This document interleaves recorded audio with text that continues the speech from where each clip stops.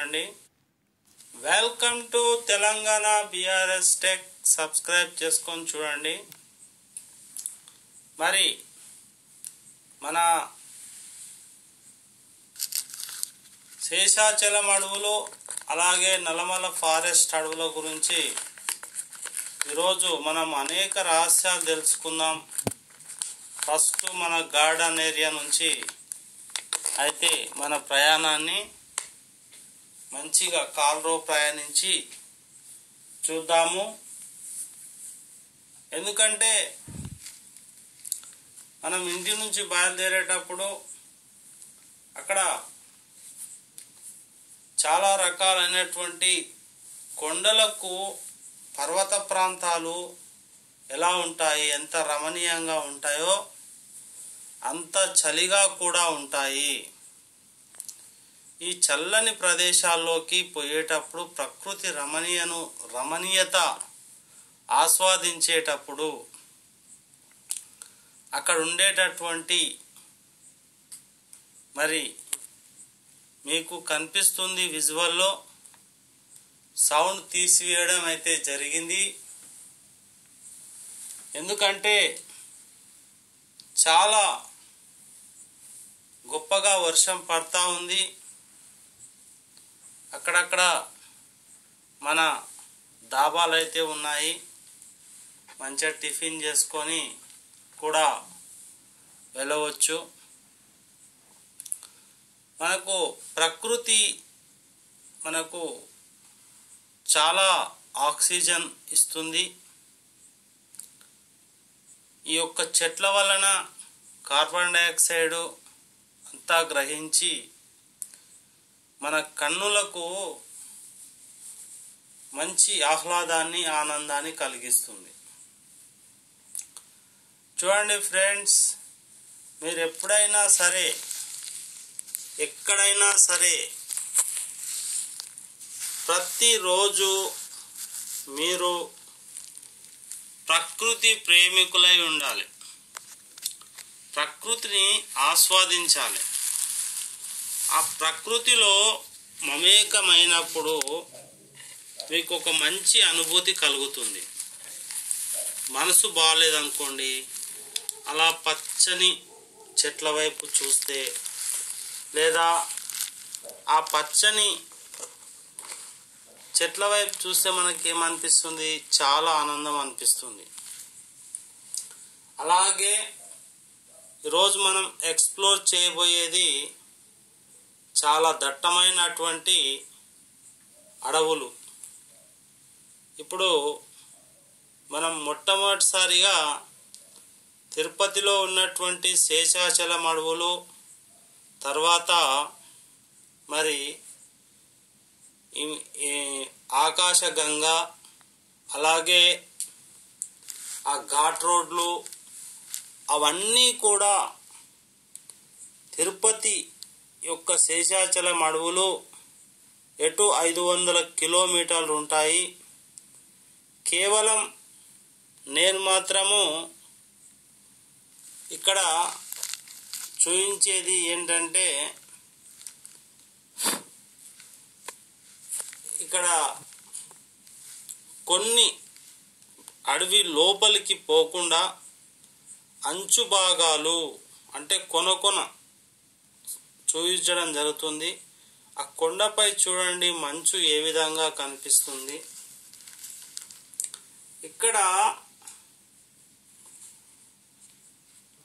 ఇప్పుడు అంటారు కదా, నా భూతో నా భవిష్యత్ అంటే వెంకటేశ్వర స్వామి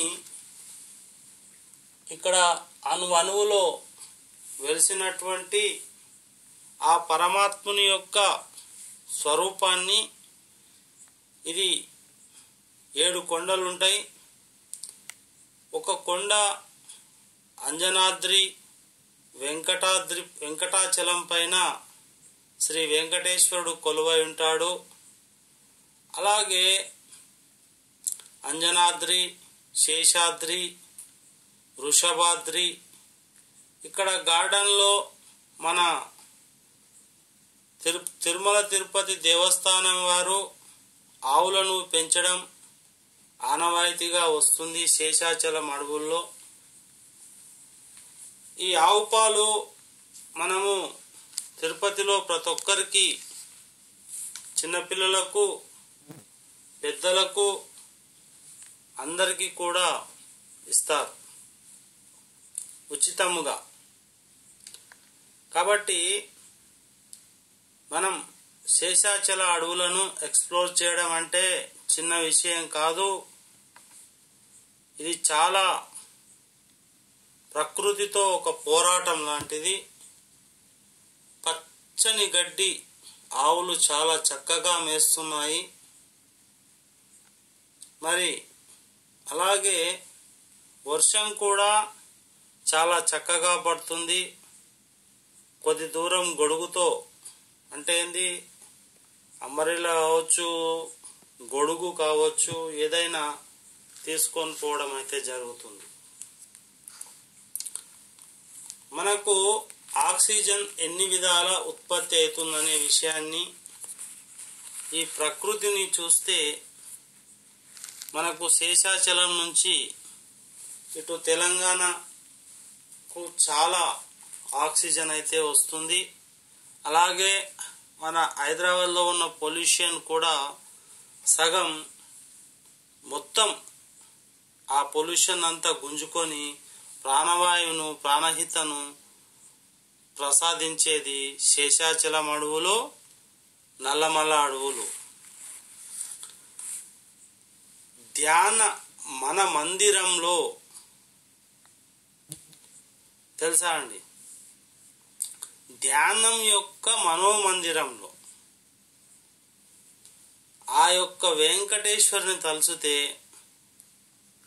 అనేక దేశాల వారు, ఫ్రెంచ్ వారు, డచ్ వారు, బ్రిటిష్ వారు, చైనా వారు, ఇంకా అమెరికన్లు, జపాన్, జర్మనీ, ఆస్ట్రేలియా, ఆసియా, ఉత్తర అమెరికా, దక్షిణ అమెరికా, ఆస్ట్రేలియా, అంటార్కిటికాలో మనుషులు లేరు కానీ అక్కడ సైంటిస్టులు ఉంటారు.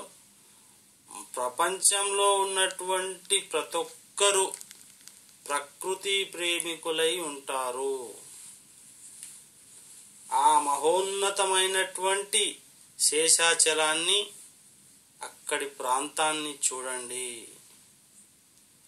ఆ వెంకటేశ్వరుని యొక్క అణువణువులో శ్రీమన్నారాయణుడే మనకు కనిపిస్తాడు.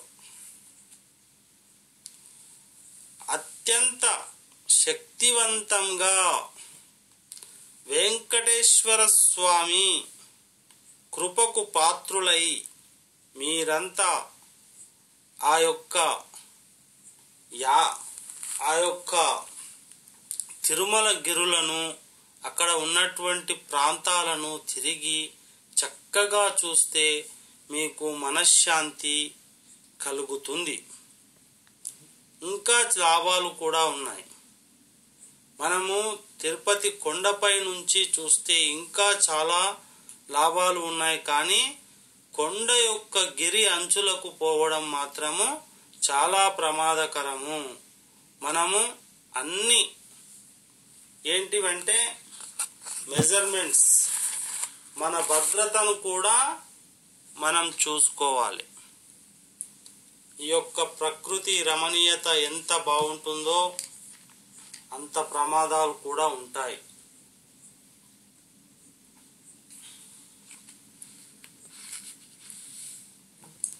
చూడండి మిత్రులారా, మనకు ఇక్కడ కనిపిస్తున్న ఈ యొక్క కాటేజీలు భక్తుల సౌకర్యార్థము ఇక్కడ చాలా సౌకర్యవంతంగా అనేక దేశస్తులు, ఎవరి దేశస్తులకు వారికి నచ్చిన విధంగా మరి నిర్మించడం జరిగింది. కొన్ని రోజులు వారు తిరుమల వెంకటేశ్వరుని దర్శించిన తర్వాత ఈ యొక్క వాళ్ళ దేశాలకు సంబంధించిన విధంగా రూపొందించి ఆ యొక్క ఇళ్లను నిర్మించడం జరిగింది. మనము ఇప్పుడు కేవలము శేషాచలాన్ని తిరుమల కొండకు కూడా చేరుకోలేదు. శేషాచలం నుంచి ఈ యొక్క తెలంగాణ బార్డర్ కూడా దాటలేదు. ఇక్కడ ఉన్నటువంటి రెస్టారెంట్లు చూసుకుంటూ నడుచుకుంటూ వెళ్తున్నాం. తర్వాత కారు ఎక్కేసి మనం శేషాచలం అడవులోకి అయితే పోదాం. అనేక దేశస్తులు వస్తారు. ఒక్క దేశం కాదు, డచ్, ఫ్రెంచ్, బ్రిటిషు, రష్యా, మన మిత్ర దేశాలు. టూరిజం అసలు ప్రపంచంలో అతిపెద్ద టూరిజం శాఖ ఏదయ్యా అంటే మన భారతదేశమే మొట్టమొదటి స్థానంలో ఉంటుంది. ప్రపంచంలో మొట్టమొదటి జనాభా గల దేశం ఏదంటే అది కూడా మన భారతదేశమే ఉంటుంది. నెంబర్ 1 ప్లేస్లో. అత్యంత ధనవంతుల జాబితా ఏ దేశం అంటే మన భారతదేశమే ఉంటుంది. అత్యంత బీదరికులైనటువంటి వ్యక్తులు, కుటుంబాలు ఏవైనా ఉన్నాయంటే అది కూడా భారత్లోనే నెంబర్ 1గా ఉంటుంది. చూడండి, బొంబాయి నగరం. ఇప్పుడు ఇక్కడ ఇది మనం శేషాచలం అడవిలో కొద్దిగా నడుస్తూ వెళ్తున్నాం ఘాట్ రోడ్లా. నేను ఏం చెప్తున్నా అంటే ఇంత పెద్ద బిల్డింగ్ ముందు ఇంత చిన్న గుడిసె మీరు గమనించిర్రా అంటే ఇక్కడ చాలా బీద కుటుంబం. ఇంకా చిన్న గుడిసెలు కూడా వస్తాయి, నేను చూపిస్తా. ఆకాశానికి మేఘాలకు తాకే బిల్డింగ్లు, దాని కింద ఇక్కడ చూడండి చిన్న గుడిసె. మళ్ళా అవి కూడా భారత్లోనే ఉన్నాయి. ఇది శేషాచలం కొండకు మనం ఇంకా పోలేదు. మనం శేషాచలం గిరి ప్రదక్షిణ అంటే 500 కిలోమీటర్లు. దగ్గర దగ్గర ఎక్కడి నుంచి మొదలవుతుంది? తెలంగాణ నుంచి మొదలుకుంటే అచ్చంపేట తర్వాత దాటిన తర్వాత 100 కిలోమీటర్లు దాటిన తర్వాత మనకు శేషాచలం అనేది ప్రారంభమవుతుంది. ఈ శేషాచలం మొత్తం పూర్తిగా సుగంధమైనటువంటి వనమూలికలు, చాలా రకాలైనటువంటి మరి ఏమంటారు ప్రకృతి సంపద, వాటర్ కావచ్చు, కలప కావచ్చు, అంటే వెదురు బొంగు, అలాగే చెట్లు. ప్రపంచంలో ఎక్కడా పండనటువంటి మన తిరుమల తిరుపతి దేవస్థానం శేషాచలంలో ఎర్రచందనం చాలా విలువైంది. కోట్లు విలువ చేసే రూపాయలు, వందల లక్షల, అసలు ఇంత ధరాని కాదు, చాలా విలువైనటువంటి అడవి సంపదకు ఆనవాలు. అలాగే మనిషి బ్రతకడానికి కావలసినటువంటి మనకు ముఖ్యమైనటువంటి ఆవులు రక్షించుకోవాలని చెప్పేసి మన యొక్క త్రిదండి చిన్నజీయ స్వామీజీ గారు ఏం చేశారంటే ఇక్కడ చాలా మంచి కార్యక్రమాలను తీసుకొస్తూ ప్రకృతిలో మమేకమై ఉండాలి అని చెప్పేసి మనకు మన మంచి కోసం చాలా కార్యక్రమాలు అయితే చేశారు. వర్షం బాగా పడుతుంది, కారు ఎక్కేసాము, కెమెరా కూడా చూసుకోవచ్చు వాటరు. మరి ఆకాశగంగ నుంచి నీళ్లు జారటం కూడా మనము చూస్తున్నాం కొండపై నుంచి. ఈ యొక్క తిరుపతి ఇప్పుడు తెలంగాణకు కూడా మరి ఇక్కడ కూడా మనం ఒక టూరిజం శాఖగా అడవిలోకి ఇప్పుడైతే మనం బయలుదేరడం అయితే జరుగుతుంది. ఇక్కడ నుంచి చాలా ప్రమాదకరమైనటువంటి ప్రకృతితో పోరాటం, చాలా ప్రకృతి అంటే చిన్నది కాదు. ఈ యొక్క శేషాచలంలో చాలా రకాలైనటువంటి వన్యప్రాణులు, ఏనుగులు ఉంటాయి. అలాగే ముందలికి పోయినట్టయితే ఇంకా మనం చూసుకున్నట్టయితే చిరుత పులులు కూడా ఇక్కడ ఉన్నట్టు, అలాగే సింహాలు, మరి పులులు, ఇవి చాలా మనకు దర్శనమిస్తాయి. కొన్నిసార్లు రోడ్ మీదకే వచ్చి ఉండడం మనమైతే గమనిస్తూ ఉంటాం. అయితే ఇక్కడ మనకు కావలసింది ఏంటంటే మంచి వాతావరణం వల్ల మనకు మంచి ఆరోగ్యం లభిస్తుంది. యాదగిరి గుట్ట దగ్గర కూడా ఇప్పుడు రాగిరికాడ నుంచి యాదగిరి గుట్టకు ట్రైన్ వేసారు. ఎక్కడి నుంచి? మా తెలంగాణ నుంచి, తిరుపతి నుంచి కూడా మనము అక్కడ స్వర్ణగిరి దేవాలయము అనేది తెలంగాణ తిరుపతిగా ఇప్పుడు ఉంది. అక్కడ నుంచి మనము ట్రైన్లో కూడా వెళ్ళవచ్చు. వెంకటాద్రి సూపర్ ఎక్స్ప్రెస్ కానీ చాలా ఉన్నాయి, అక్కడ నుంచి మనం వెళ్ళవచ్చు. చెప్తున్నాను కదా, మేము ఈ ప్రాంతం చూడలేదు, ఇది ఎక్కడ తీశారు అంటే శేషాచలం. శేషాచలము ఎటు 500 కిలోమీటర్లు అండి. నల్లమలనేమో 150 కిలోమీటర్లు. మొత్తం 600 కిలోమీటర్లు అడవి ప్రాంతం. ఈ అడవి ప్రాంతంలో చాలా రకాలైనటువంటి సుందర ప్రదేశాలు చాలా మంది చూడరు. వెళ్ళాలి, అక్కడికి వెళ్ళి ఆస్వాదిస్తే మనకు ఆ యొక్క ప్రాంతం విలువ, అక్కడ ఉన్నటువంటి స్వచ్ఛమైన గాలి మనకు మంచి ఆరోగ్యాన్ని అయితే ఇస్తుంది. సాధారణంగా మీరు జీవితంలో ఇది తినకూడదు, అన్నం తినకూడదు, రొట్టె తినకూడదు, పాలు తాగకూడదు అని ఏదేదో చెప్తా ఉంటారు డాక్టర్సు. నేను ఒకటే మాట చెప్తున్నా, ఆరోగ్యం అంటే ప్రకృతి. మనకు మంచి ఆక్సిజన్, మంచి గాలి ఉంటే, నేను చేసిన పరిశోధనలో ఒక సైంటిస్ట్ ప్రొఫెసర్గా చెప్తున్నా, మన శరీరంలో ఉండే ప్యాంక్రియాస్ అనే గ్రంథి ఇన్సులిన్ బాగా ఉత్పత్తి చేస్తుంది. మీరు తినే ఏ ఆహార పదార్థమైనా సరే, అన్నమైనా సరే, మటన్ చికెన్ అయినా సరే, బిర్యానీ అయినా సరే, ఏమి తిన్నా కూడా అందులో మెంతి పొడి వేసుకోండి ఒక చెంచా.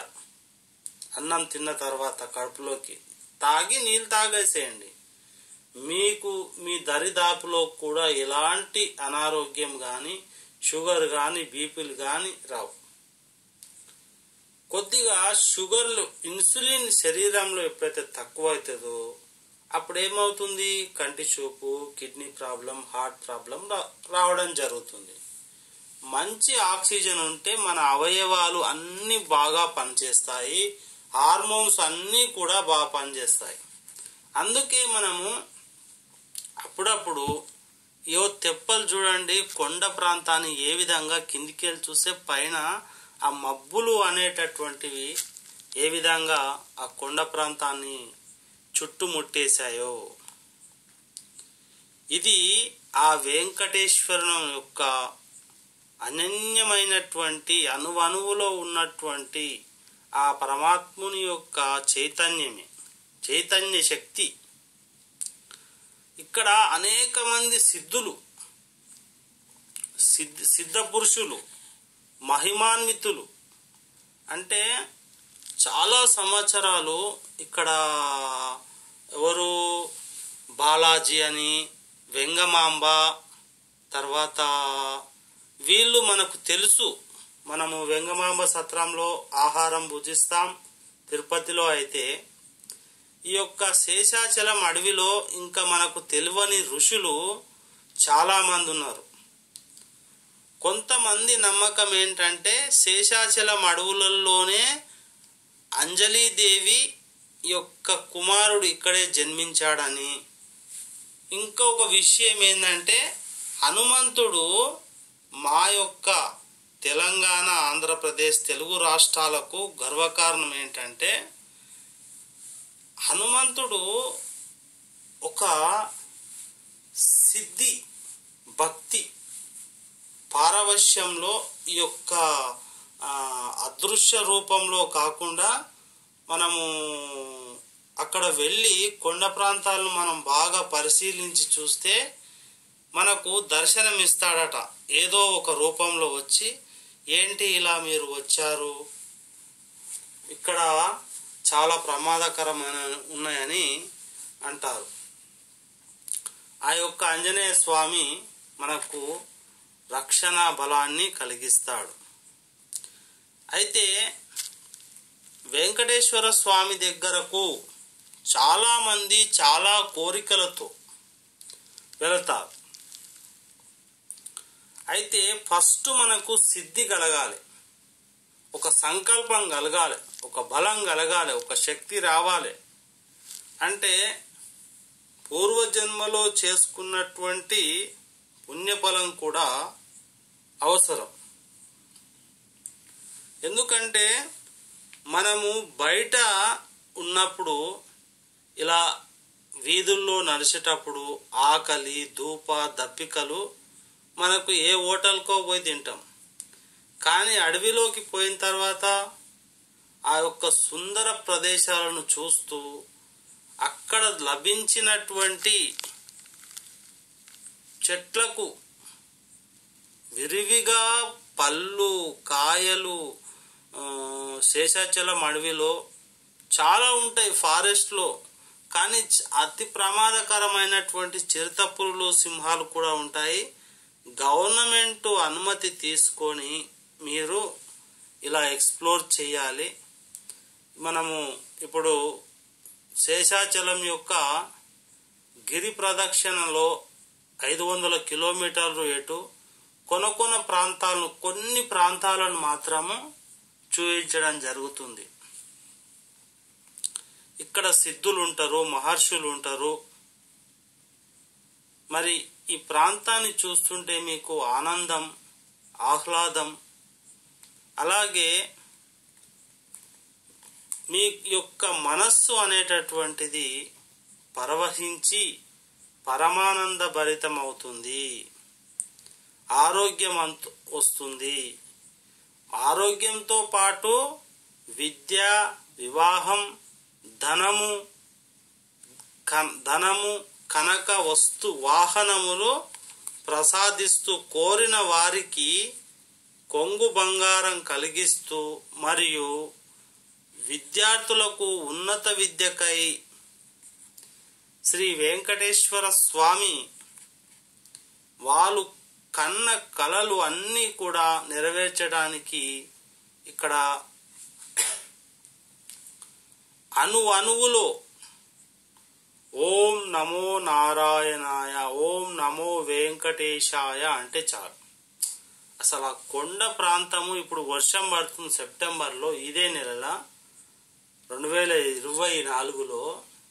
ఈ ప్రాంతము, ఇది కొండ దిగే ప్రాంతము. చూడండి ఎంత మనము తిరుపతి నుంచి కొంచెం ముందుకు శేషాచలంలోకి ఎంటర్ అవుతున్నాము. ఎంతటి అద్భుతంగా కనిపిస్తున్నాయి. మీరు ట్రైన్లో పోయినా కూడా ఈ అద్భుతాలు చూడలేరు. సొంతంగా ఒక వెహికల్ తీసుకొని మనం వెళ్తే తప్ప మనం ఇటువంటి ప్రాంతాలను చేరుకోలేం. మనం స్వయంగా వెళ్ళాలి, వెళ్ళి చూడాలి అక్కడ ఎలాంటి ఏం జరుగుతుందని. కొన్ని అద్భుతాలు చూస్తారు మీరు. ఇట్లా హనుమంతుడు మేఘ రూపంలా రావటం, ఒక దృశ్యంగా ఒక రూపంగా చూడటం, అవి చూసినప్పుడు నాకు ఒళ్ళు పులకరించిపోయింది. సాక్షాత్తు హనుమంతుని యొక్క దర్శనం కలిగింది ఇదే ప్రాంతంలో.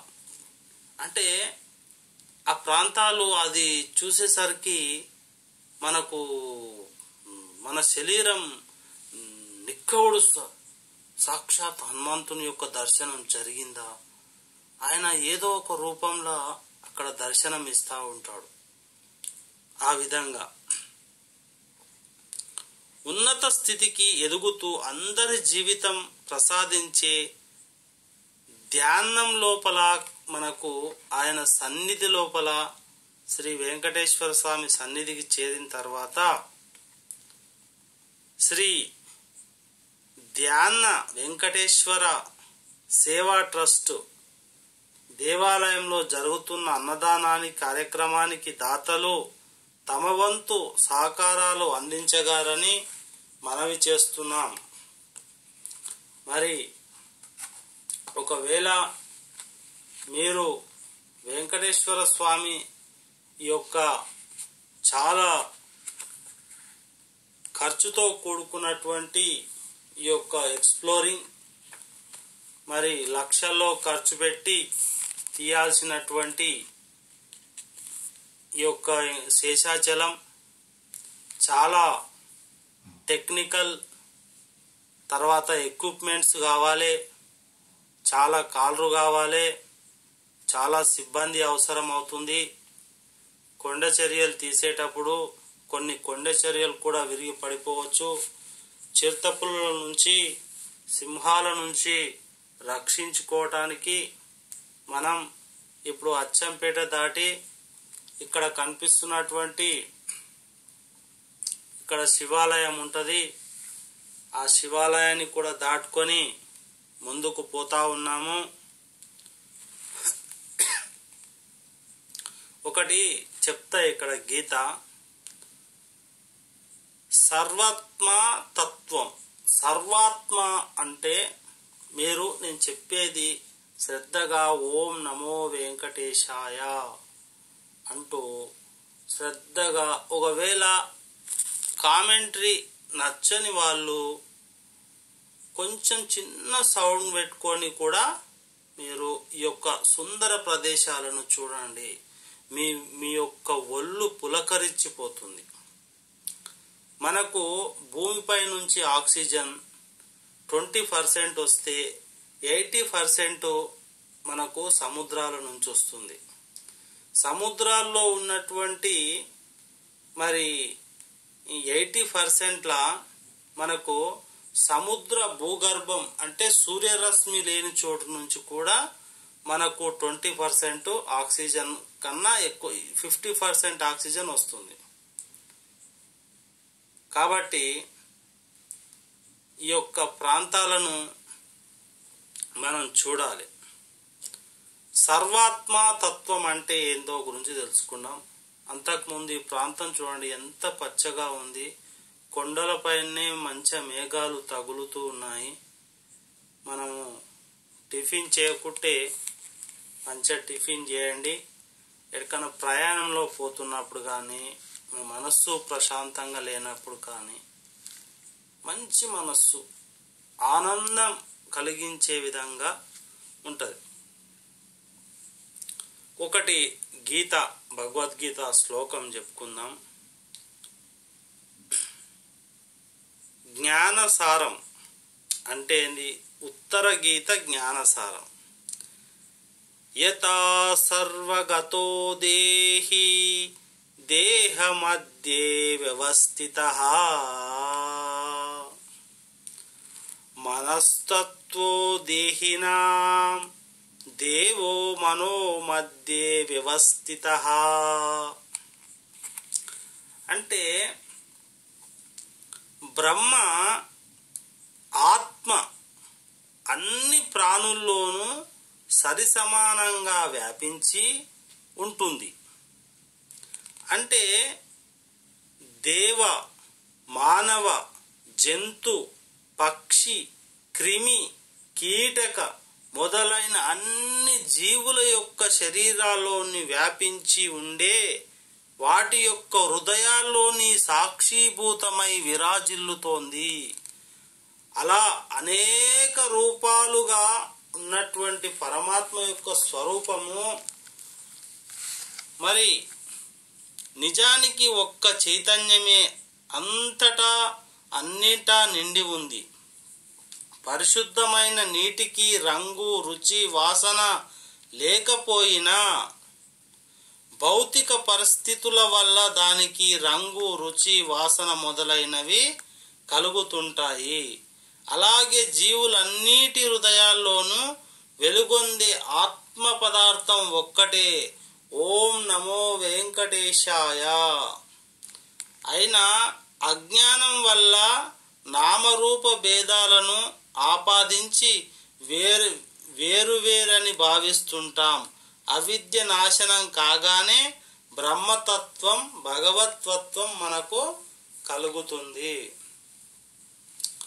ఈ విధంగా బ్రహ్మ, ఆత్మ అని అన్ని ప్రాణులు ఉంటాయి. ఎన్ని రకాల ప్రాణులు ఉంటాయి అడవిలో అంటే, మనము సమానత్వం చూడాలంటే మనము ఈ యొక్క అడవిలోకి వెళ్తేనే మనకు తెలుస్తుంది. ఈ యొక్క వర్షం పడుతూ ఉన్నది, అందరూ ఇళ్లలో నిశ్శబ్దంగా, విదేశీయులు మరి బయటికి రానంత చల్లగా ఉన్నందువల్ల వాళ్ళు లోపలనే ఉండిపోవడం అనేది జరిగింది. అనుమతి లేనిది ఎవ్వరు బయటికి రారు. ఇక్కడి రూల్స్ అంటే అన్ని ప్రాణుల్లోనూ సమానంగా వ్యాపించి ఉంటుంది.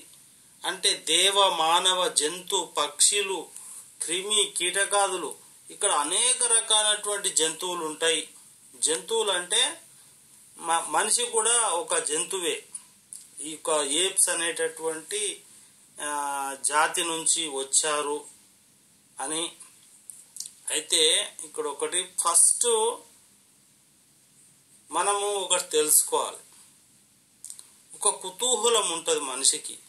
అసలు దేవుడు అంటే ఎవరు, అంటే ఈ విశ్వాన్ని సృష్టించింది ఎవరు అనుకున్నాం, లేదా ఈ విశ్వానికి సంబంధించిన మనిషి ఒక ఏలియనా, లేకపోతే ఈ భూమి మీద సృష్టించబడ్డాడా, లేకుంటే దేవుడే ఒక ఏలియనా అనేటటువంటి యొక్క మనకు సందేహాలకు నివృత్తి చేసుకోవాలంటే ఒకే ఒక మార్గం, తిరుమల శ్రీవారిని దర్శించుకుంటే మీకు సమాధానం లభిస్తుంది.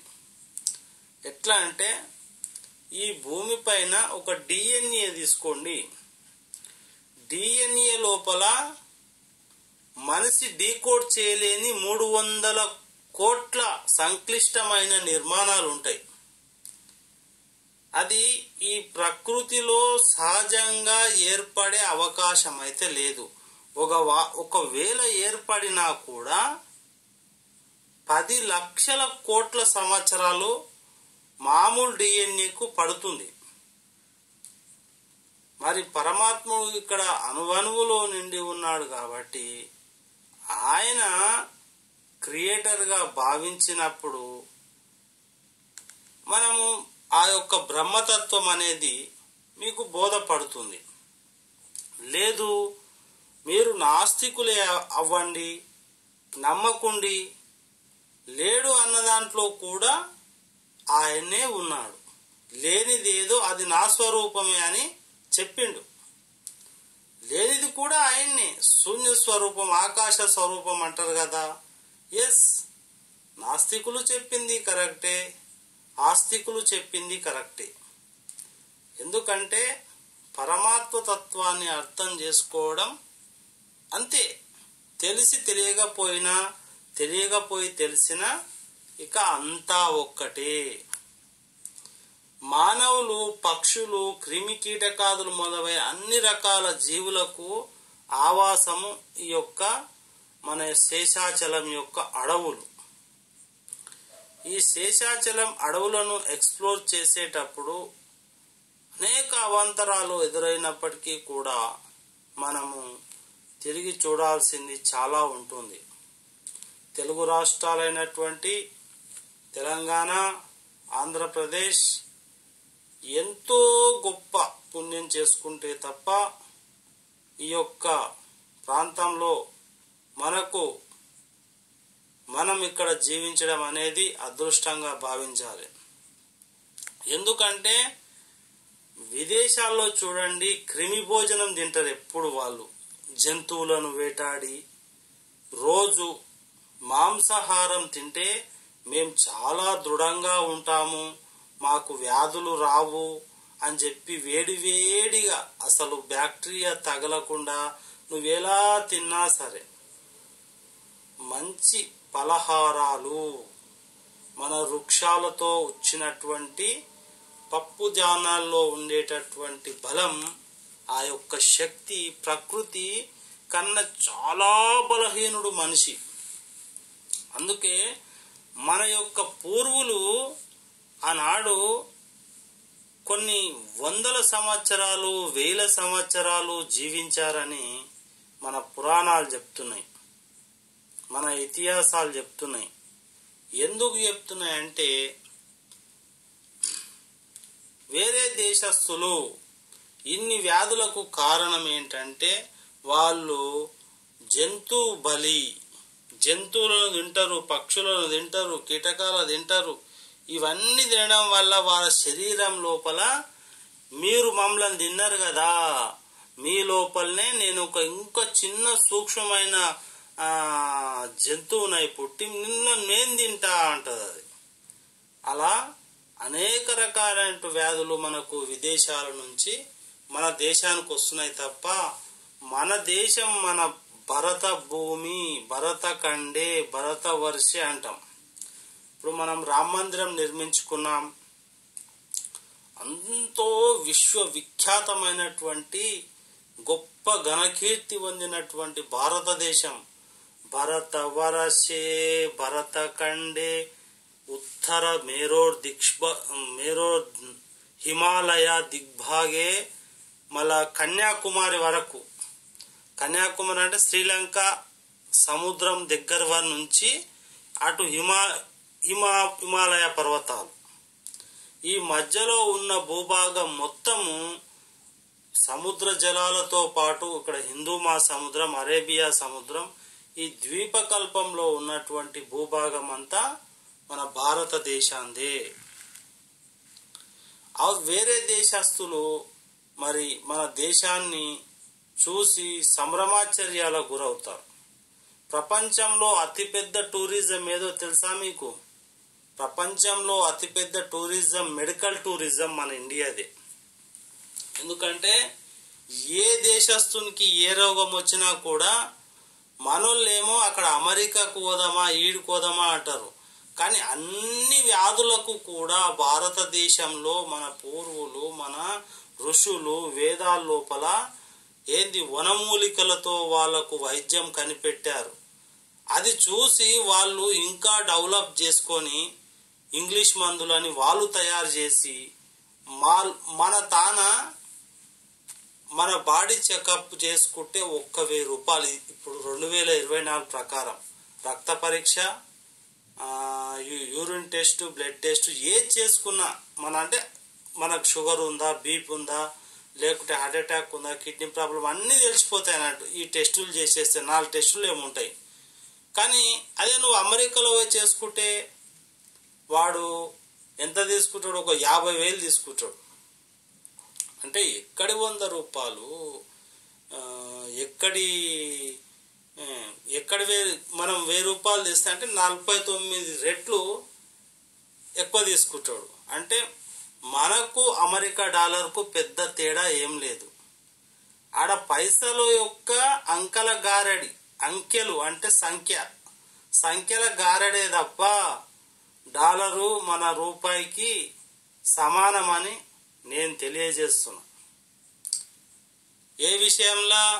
మెడికల్ విషయంలో, మందుల విషయంలో అయితే ఈ విధంగా ఉంటుంది. మీరు ప్రకృతిని ఆస్వాదించండి, మంచిగా చూడండి, మంచిగా నా కామెంటరీ కూడా వినండి. అన్ని రకాల జీవుల శరీరాల్లోని వ్యాపించి ఉండి ఆ యొక్క హృదయాల్లో సాక్షిభూతమై విరాజిల్లుతోంది ప్రేమ. అలా అనేక రూపాలతో అనేక రకంగా ఉన్నట్లు కనిపించిన నిజానికి ఒక్క చైతన్యమే అంతటా వ్యాపించి ఉంది. ఎవరి చైతన్యమయ్యా అంటే సాక్షాత్ ఆ యొక్క నారాయణుని యొక్క, ఆ వెంకటేశ్వర స్వామి యొక్క చైతన్యం. ఆ విశ్వరూపుని యొక్క చైతన్యము ఇక్కడ అంతటా వ్యాపించి అందరికీ మంచి జరగాలని మరి పరమాత్ముడు మనకు చెప్తా ఉండు. ఈ కొండ దాటడానికి మనకు చాలా సమయం అయితే పడుతుంది మిత్రులారా. మంచిగా హ్యాపీగా ఆ యొక్క కొండను దర్శించండి.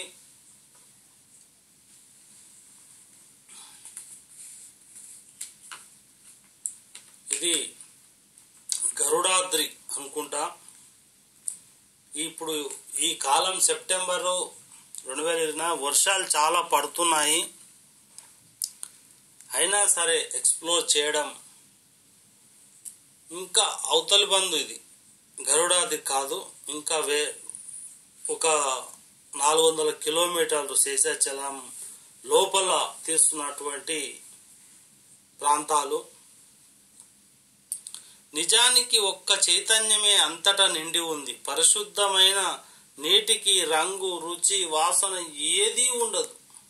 పరమాత్మ కూడా ఆ విధంగా మనకు స్వచ్ఛమైన పరమాత్మని యొక్క దర్శనం చేసుకోవాలంటే చుట్టూ ఉన్నటువంటి అన్ని ప్రదేశాలను తిరుగుతూ ఆ బ్రహ్మను సృష్టించినటువంటి మరి పరమాత్ముడు శ్రీ వైకుంఠధాముడైనటువంటి శ్రీ వెంకటేశ్వర స్వామిని దర్శించినంత మాత్రము చేత పునర్జన్మన విద్యతే, మళ్ళీ జన్మ రాదు. ఈ జన్మనే మనకు మంచి జరుగుతుంది. అలాగే ఈ భౌతిక పరిస్థితులను దానికి రంగు, రుచి ఉంటాయి, భూమికి ఉంటుంది. భూమిని చూడండి, పొద్దుగాల ఓర్పు చాలా గొప్పది. మనము ప్రకృతిని చూసి ఏం నేర్చుకోవాలంటే ఓర్పు. భూమాత పొద్దుగాల మనము నిలబడి భూమిని ఓర్పు అంటే భూమి అంటే ఓర్పు అంటే ఎన్ని పనులు చేస్తాం మనం భూమి పైన, అనేక కార్యక్రమం. మనం భూమి లేకుంటే మన జీవితమే లేదు. కాబట్టి ఈ సుందరమైన ప్రకృతి చూస్తుంటే మనకు ఒళ్ళు పులకరించి శరీరం పైన వెంట్రుకలు ఇలా చక్కగా నిలబడిపోతాయి. అంతటి అద్భుతమైనటువంటి ఆహ్లాదకరమైనటువంటి వాతావరణం. ఒక్క దోమ కూడా ఉండదని మీరు అనుకోకండి. వర్షం పడుతున్నప్పటికీ కూడా అక్కడక్కడ మనకు చిన్నగా దోమలు కలిసే అవకాశం ఉంది. కాబట్టి రెయిన్ కోట్ మాత్రం తప్పనిసరిగా ధరించండి. మీరు శేషాచలంలోకి వెళ్ళేటప్పుడు శేషము అంటే ఏంది? ఆదిశేషుడు అంటే పాము. విపరీతమైనటువంటి పాములు కూడా ఉంటాయి. కాబట్టి పెద్ద బూట్లు, చాలా మంచి సేఫ్టీ బూట్లు ధరించండి. చేతులకు గ్లౌజులు కూడా వేసుకోండి. శరీరానికి మంచి బట్టలు వేసుకున్నందుక తలకు మాత్రం హెల్మెట్ కూడా పెట్టుకోండి. నా మొహం చూపించడానికి కూడా నేను ఇక్కడ ఎందుకు చూపించడం లేదంటే బయటికి తీస్తే ఎన్ని ప్రమాదాలు వస్తాయో మనకు తెలియదు. కాబట్టి ఈ శేషాచలంలో అక్కడక్కడ కొన్ని లోయ ప్రాంతాలలో గిరిజనులు మనకు దర్శనమిస్తారు. ఇటు చూస్తేనేమో పెద్ద ధనవంతులు, అటు చూస్తేనేమో చిన్న గుడిసెలు, చిన్న బీదవారు కూడా ఉన్నారు. అందుకే భారతదేశం ఎటువంటి అంటే చూడు, ఒక చిన్న గుడిసె, ఒక్కటే ఫ్యామిలీ ఉంటుంది. అంటే భిన్నత్వంలో ఏకత్వం. అందుకే భారతదేశాన్ని ఉపఖండం అంటారు. ఈ యొక్క భారత్ మాత మరి ఇంకొక మనము మంచి ఆనందంతో ఆహ్లాదంతో శ్రీకృష్ణ గీత సందేశం అయితే విందాం. ప్రయాణ కాలే మానస చలేన భక్త్యేయుక్త యుక్తో యోగ బలేన చైవ ప్రభవోర్మధ్య ప్రాణామన్యవేశ సమ్యక్స్య తంపరం పురుషాయ పైతి దివ్యం.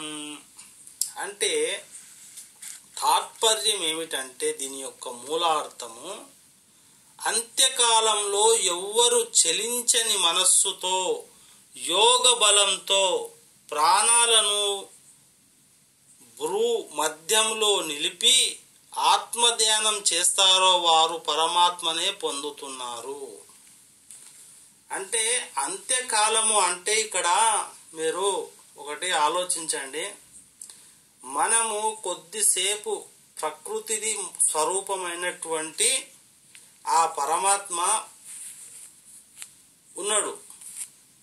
మనము శేషాచలం వెళ్తే మనము అక్కడ ఆంజనేయ స్వామి తిరుగుతూ ఉంటాడు. ఎప్పుడు అంజనాద్రి కొండపైన మనం చూద్దాం రండి, నడిచి వెళ్దామంటే అయ్యో నా కాలు నొప్పులు, అయ్యో నా చేతుల నొప్పులు మరి అంటుంటారు. ఇంకొక విషయం, ఒక ఆయన తెలంగాణలో కవి ఉన్నాడు. యావేల యమదూతల ఆగ్రహంబుగా వచ్చి ప్రాణముల్ పెకలించి పట్టునప్పుడు శ్రమచేత పిలుతునో పిలువలేన కపవాత్య పైత్యముల్ గప్పగా భ్రమచేత శ్రమచేత పిలుతునో పిలువలేనో నాటికిప్పుడు చేసేదనయ్య నీ నామ భజన నా దరి చేరి చేకొని వినవయ్యా అంటాడు. అంటే దాని అర్థం ఏంది? మనకు ఈ అడవిలోకి పోయినాక మన ప్రాణాలు అరచేతిలో పట్టుకోవాలి. ముందలు పోతే చాలా ప్రమాదకరమైనటువంటి జలపాతాలు అయితే ప్రవహిస్తూ ఉన్నాయి. మరి హెల్మెట్ కూడా తలపైకి వెళ్ళి తీసే పరిస్థితి కూడా లేదు. అయితే ఎటు చూసిన పరమాత్మ స్వరూపం మనకు కనిపిస్తుంది. ఇక్కడ వరి పండిస్తారు మనకు తిరుమలకు, మరి టిటిడి దేవాలయం, అన్నసత్రాలు అన్నీ కూడా ఆ యొక్క భగవంతుని సన్నిధానంలో ప్రతిదీ కూడా మనకు మంచిగానే ఉంటుంది. యోగ బలంతో ప్రాణాలు భూమధ్యంలో నిలిపి అంటే యోగం అంటే ఏంది? మనస్సు. మన మనస్సును ఈ యొక్క ప్రకృతి మీద, ఒక ప్రకృతిలో ప్రశాంతమైన వాతావరణం లోపల చూడండి. ఇక్కడ మనుషులు మీకు ఎవరైనా కనిపిస్తున్నారా? ఎవ్వరూ బయటికి వెళ్ళరు. అంటే ఇక్కడ నిశ్చలమైనటువంటి మనస్సు మనకు యోగం నిలపడానికి మంచి ఒక చెట్టు కానీ ఒక ప్రదేశం కానీ అక్కడ కూర్చొని ఆ యొక్క మన యొక్క రెండు కళ్ళు మధ్య త్రిపుటి అంటారు, ఈ యొక్క నొసలు కళ్ళు మూసుకొని ఇక్కడ చూసుకొని మంచి భద్రత సేఫ్టీ ఉన్న ప్రాంతంలో కూర్చొని కొద్దిసేపు కూర్చొని చూస్తే మనకు ఆత్మానంద తృప్తి కలుగుతుంది. కొంచెం అలాగే ముందుకు పోతే మనకు కొన్ని రూపాలు కూడా కనిపిస్తాయి. అక్కడ హనుమంతుడు ఇలా తన యొక్క గద అంటారా అది పట్టుకొని తిరుగుతున్నట్టు, సీతారాములు కదులుతున్నట్టు, మరి ఆయన సుదర్శన చక్రం తిరుగుతున్నట్టు, ఇలాంటి ఎన్నో దృశ్యాలు మనము ఈ యొక్క శేషాచలం అడవులలో శ్రీమన్నారాయణ యొక్క ఆ యొక్క దివ్య నామాన్ని కూడా త్రినామాన్ని కూడా చూస్తాము, ఓంకారనాదాన్ని వింటాము. మీరు చూడండి, ఒకసారి వెళ్ళి డబ్బులు ఉన్న వాళ్ళకు మాత్రమే ఇది పరిమితం కాకుండా ఎంతో కష్టపడి చాలా డబ్బులు వెచ్చించి మరి ఇక్కడ తీయడం అయితే జరుగుతుంది. ఎంతో సిబ్బంది కష్టపడతా ఉన్నారు.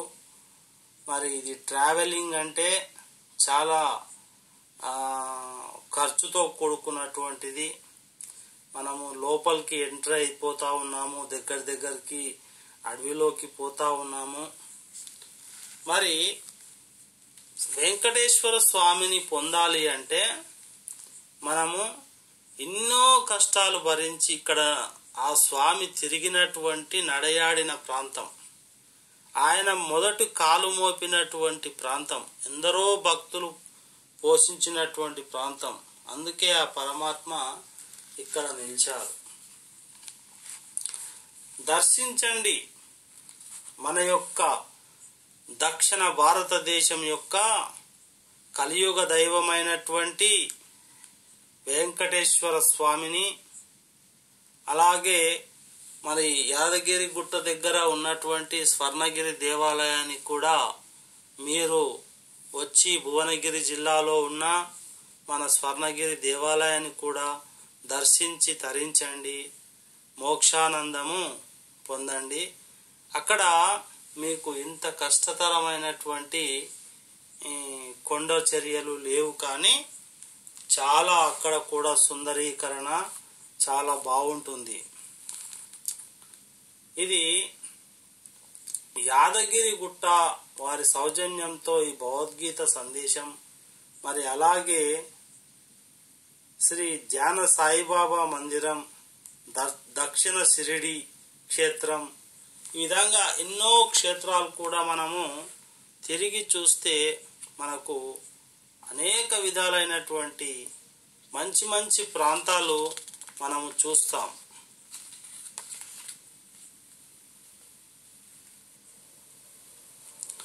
ఇప్పుడు ఓం నమో వెంకటేశాయ అంటే భగవద్గీతలో ఏం చెప్పారంటే, గీత శాస్త్రము మన గీత మార్చడానికే, మానవ జీవితం ఎలా ఉండాలన్న దానికి, ఉంటున్నామన్న దానికి దర్పణం భగవద్గీత. భగవద్గీత శ్రీకృష్ణ భగవానుడు చెప్పినటువంటి, మనకు ఇచ్చినటువంటి గొప్పనైనటువంటి అర్థం. మీకు ప్రకృతిని చూపిస్తూ ఆ పరమాత్మ గురించి ఎందుకు చెప్తున్నాను అంటే, ప్రకృతిలోనే పరమాత్మ, ప్రకృతి పురుషుల యొక్క కలయికే పరమాత్మ. నేను నా స్వరూపాన్ని చూడాలంటే మీరు ప్రకృతిలోకి వెళ్ళి చూడండి. అక్కడ మీకు ఓంకార శబ్దం వినిపిస్తుంది, నదీ జలాలు, స్వచ్ఛమైన గాలి. అక్కడ స్వార్థము కర్మశము అనేది ఏదీ ఉండదు. మానవ జీవితం ఎలా ఉండాలన్న దానికి, ఎలా ఉంటున్నదన్న దానికి దర్పణం భగవద్గీత ఇచ్చింది సాక్షాత్ శ్రీమన్ నారాయణ స్వరూపమైన శ్రీకృష్ణ పరమాత్మ. మోహాంధకారంలో కొట్టుమిట్టాడుతూ యుద్ధరంగంలో కర్తవ్య ధీరుడైన ప్రార్థునికి సాష్టమో స్మృతిర్లబ్ధ ఉన్న స్థాయికి తీర్చుకొని వచ్చింది భగవద్గీత. అయితే ఈ భగవద్గీత మన యొక్క జీవితంలో జరిగేటటువంటి ప్రతి పనికి గీతాసారం ఉంటుంది. గీతలో మనసు ఏ విధంగా ఉండాలి, మనిషి ఏ విధంగా ఉన్నాడు, భగవంతుడు ఏ స్వరూపంగా ఉన్నాడు అని అన్ని మనకు చెప్పేసింది. అవునండి, కొంతమంది ఇప్పుడు మొట్టమొదటి మనిషి లేదా మొట్టమొదటి జీవి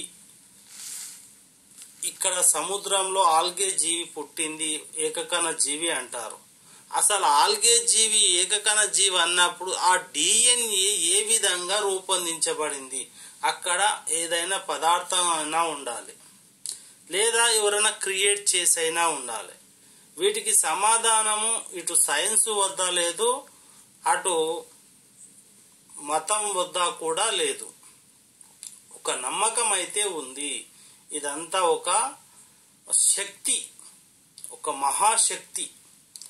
ఆ శక్తిని మరి పార్థుడు అంటే అర్జునుడు, ఆయనకు 700 శ్లోకాలతో కూడినటువంటి మరి ఆ భగవత్ స్వరూపాన్ని యొక్క ప్రకృతిని చూడండి. ప్రకృతిలో ఒక మక్కబుట్ట అంటే ఏమంటారు మీరు? ఇంగ్లీష్లో చెప్తే అర్థమవుతుంది మీకు. పాప్కార్న్, దాని యొక్క డిఎన్ఏ టక్చర్, మనిషి యొక్క డిఎన్ఏ టక్చర్ రెండుటిది మన కణం సిద్ధాంతంలో చూస్తే 99% రెండు ఒకేలా ఉంటాయి. ఎంత విచిత్రమో చూడండి. అందుకే ఈ యొక్క సూక్ష్మంలో ఉన్నటువంటి పరమాత్మను దర్శించుకోవాలంటే అసలు ప్రకృతిని అధ్యయనం చేయాలి. భౌతికాన్ని అధ్యయనం చేస్తే మీకు నిజమైనటువంటి భగవంతుడు కనిపిస్తాడు. చాలా మంది నాస్తికులు అంటారు దేవుడు లేడు లేడు లేడు లేడు అంటే, ఎందుకు లేడు? ఉన్నాడు. ఆయన కనిపించేదంతయు నేనే అన్నాడు. లేనిదేదో అది కూడా నేనే అన్నాడు. ఎందుకంటే ఇప్పుడు నువ్వు 700 శ్లోకాలు భగవద్గీతలో కరెక్ట్ చదివితే అంత్యకాలంలో, ఇప్పుడు చూడండి ఒక సత్యం చెప్తా, మనిషి పుడతాడు, మళ్ళీ మరణిస్తాడు. అరే నువ్వు రేపు మరణిస్తావురా అని చెప్తే వాడు ఆ రోజు ఏం చేయాలో ఏం కథనో పిచ్చి పిచ్చిగా ఉంటాడు. అయ్యో నేను వెళ్ళిపోతా అంటాడు, ఇది తింటా అంటాడు, అది చేస్తా అంటాడు. అసలు తన ఉన్న యొక్క సంతోషాన్ని కోల్పోతాడు. అప్పుడే ఏం చేసిండు భగవంతుడు? తనకు మరపు, అరే నువ్వు ఇలా కాదు, నువ్వు ఉంటావు, నేను ఎప్పటికీ బ్రతుకుతా అనేటటువంటి ఒక ధీమా ఉంటుంది. ఇప్పుడు నది ప్రవహిస్తుంది చూడండి, ఇక్కడ జల జల జలం అంటూ. ఇప్పుడు ఈ నీరు పోతే మళ్ళీ వర్షాకాలంలో నీరు వస్తుందిరా అని మనం ఎలా అంటున్నామో, ఆ విధంగానే పరమాత్మ తన లోపలుండి, అరే నువ్వెందుకు చేస్తున్నావు, నువ్వు పుట్టుక నీ చేతిలో లేదు, చావు నీ చేతిలో లేదు, ఉన్నదంతా నేనే, నువ్వెవరయ్యా, చావడానికి నువ్వెవరు, బ్రతకడానికి నువ్వెవరు, పుట్టడానికి నువ్వెవరు, నువ్వు జీరోగా వచ్చావు మళ్ళీ జీరోగానే వెళ్ళిపోతావు, చేసేదంతయు నేనే అని మరి గీతాసారంలో మరి సాక్షాత్ కృష్ణ పరమాత్ముడు ఆ యొక్క నారాయణమూర్తి అయినటువంటి వెంకటేశ్వర స్వామి మనకు చెప్పినట్టు తెలుస్తుంది. మరి 700 శ్లోకాల రూపంలో శ్రీకృష్ణుని ఆలోచనల ఆశయాల ప్రతిరూపమే శ్రీ వ్యాస ప్రణీత శ్రీమాన్ భగవద్గీత. నేడు వేగంగా మారుతున్న నవ్య జీవన సమాజ విపరీత పోకడలకు కళ్లెం వేసి మానవ అభ్యుదయానికి మార్గం చూపే దిక్సూచి భగవద్గీత. మరి వేగంగా అభివృద్ధి చెందుతుంది. ప్రకృతిలో మనిషి చాలా బలహీనుడు కాబట్టి మానవ శరీరాన్ని అధ్యయనం చేసి మన మెదడు ఏ విధంగా పనిచేస్తుంది, ఇంకా అధ్యయనం చేయాల్సి చాలా ఉంది. నీకు తెలిసింది సముద్రంలో కాకిరెట్టంత అంతే, కానీ నీకు మొత్తం సముద్రం కూడా తెలియదు. అసలు మనిషి మెదడు గురించి కూడా తెలియదు మనిషికి. మన సైన్స్కు 10,000 కోట్ల న్యూరాన్స్ ఉంటాయండి ఒక మానవ మెదడులో. ఒక్కొక్క న్యూరాన్స్ ఏం పని చేస్తుంది అనే విషయాన్ని తెలుసుకునేసరికి ఇంకా చాలా కోట్ల సంవత్సరాలు పడుతుంది. అప్పటికల్లా మన సూర్యుడు ఈ భూమి పైన అతని ఏజ్ ఉంటుందో అయిపోతుందో తెలియదు. ఇప్పుడు మధ్య వయసులో ఉండు మన సూర్యుడు. 450 కోట్ల సంవత్సరాలు గడిచిపోయినాయి. మన ప్రకృతిని మనం ఎంతో అదృష్టవంతులం. ఎందుకంటే సూర్యుడు మధ్య వయసులో ఉన్నాడు, మంచి పంటలు వంతున్నాయి, ప్రకృతి రమణీయత అంటే ఏంటో మనం చూస్తున్నాం, ఆనందిస్తున్నాం, మంచి అభివృద్ధి చెందినటువంటి వాహనాల్లో తిరుగుతున్నాం, మరి మనకు నచ్చిన ఆహారాన్ని కూడా మనము తింటున్నాం. కాబట్టి నేడు వేగంగా మారుతున్న ఆర్టిఫిషియల్ ఇంటెలిజెన్స్ కూడా మనకు, అది కూడా మానవ మేధస్సును అధ్యయనం చేసి మరి టెక్నాలజీ కూడా చాలా ముందుకు పోతా ఉంది. అది దురుపయోగం కానంత వరకు మనిషికి మేలు చేస్తుంది. ఎందుకంటే ఆనాడు దేవతలు, భగవంతుడు రాక్షసులకు ఎన్నో వరాలు ఇచ్చాడు. అరే నువ్వు నీటిలో జావవు, ఆకాశంలో జావవు, తర్వాత రాత్రి జావవు, పగలు జావవు అని రావణాసురునికి వరం ఇస్తే మరి రాముడు ఇటు రాత్రి కాకుండా అటు పగలు కాకుండా మళ్ళా దానవుల చేత గాని దేవతల చేత గాని సాగొద్దన్నాడు. మరి రాముడు దానవుడు కాడు, రాక్షసుడు కాడు, నరుడు. సంధ్యా టైం, ఇప్పుడు ఆ టైంలో బాణం వేసినప్పుడు ఎగిరిపోయాడు. అంటే తన యొక్క వచ్చినటువంటి శక్తి, ప్రకృతి మనకు అనేక శక్తులు మనకు ప్రసాదిస్తుంది. ఇక్కడ చూడండి, ఇవి ఎంత పచ్చని గడ్డి, తర్వాత పచ్చని వాతావరణం. మనము కలుషితం చేస్తే అది మనం కలుషితం చేసుకున్నట్టే. కాబట్టి ఈ యొక్క సర్వోన్నత జ్ఞానం తెలిసిన వారికి మాత్రమే ఇది అర్థమవుతుంది. ఏ జ్ఞానం తెలియని వారికి కూడా మంచిగా అర్థమవుతుంది. చూడండి, సెలయేళ్ళు ఎంత బాగా పారుతున్నాయి ఈ కొండ ప్రాంతం లోపల. ఆ యొక్క ఆనందానికి అవధులు లేవు.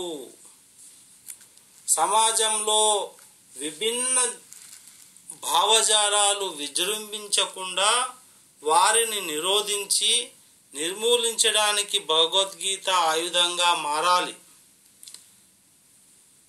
సనాతన ధర్మం కావాలి. సనాతన ధర్మం అంటే పాత చింతకాయ పచ్చడి కాదు. సనాతన ధర్మం ఏదో ఒక కాలానికి సంబంధించింది కాదు.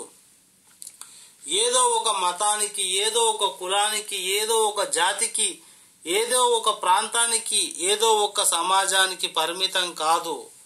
భగవద్గీత సర్వమానవ సౌభాతృత్వానికి దోహదం చేసేటటువంటి మరి దిక్సూచి. భగవద్గీత సనాతన ధర్మం కాదు. భగవద్గీత నూతన ధర్మం, ఇప్పుడు నడుస్తున్నటువంటి ధర్మం. ఇప్పుడు ఆర్టిఫిషియల్ ఇంటెలిజెన్స్ అంటే కృత్రిమ మేధస్సు సాధించి నేను అదేదో ఎవరు ఆయన TV9 వాళ్ళు వచ్చే దేవుడు ఇక ఉండడు, ఏ భగవంతుడు అవుతాడు. అసలు ఏం మాటలండి, అలాంటివి మాట్లాడవచ్చా? మనిషిని సృష్టించినటువంటి ఈ మనిషి ఏ విధంగా ఏర్పడ్డాడో ఇంతవరకు ఆధారాలు లభించలేదు. ఆ ఆధారాలు లభించలేని మనిషికి మీరేం చేస్తారు? ఆ శరీరాన్ని అధ్యయనం చేసి భౌతికాన్ని ఏం చేస్తారు? ఆధారాలు సాక్ష్యాలతో మీరు ఆ కృత్రిమ మేధస్సు సృష్టించారు. అంతకుముందు లేదా కృత్రిమ మేధస్సు అంటే ఉంది, మన శరీరంలోనే ఉంది, కానీ అది అంతర్లీనంగా ఉంది. అది రాను రాను సంస్కరణ చేత మనకు తెలిసింది. ఇప్పుడు నీకంతే, అది లేదని కాదు. ఆర్టిఫిషియల్ ఫస్ట్ ఈ సృష్టి మొదలైనప్పుడే కృత్రిమ మేధస్సు ఉంది, యంత్రాలు ఉన్నాయి, జలము ఉంది, కరెంటు ఉంది, శక్తి ఉంది, అన్నీ ఉన్నాయి. అందుకే పరమాత్మను ఏమన్నా, నేను ప్రకృతి పురుషుణ్ణి. ప్రకృతి అంటే స్త్రీ, భగవంతుడు అంటే పురుషుడు. మా ఇద్దరి వల్లనే ఈ యొక్క సమస్త జగత్తంతా నిర్మించబడింది అని చెప్తున్నాడు. ఏ దేశానికైనా, ఏ ప్రజలకైనా ఆచరణీయం భగవద్గీత ఆశయం. విశ్వమానవ సేవాతత్వం. జగద్గురువు ఆదిశంకరాచార్యులు అందుకే భగవద్గీత కించిత గీత గంగాజల లవణిక పాత అన్నారు. జాతిపిత మన మహాత్మా గాంధీ నాకెప్పుడైనా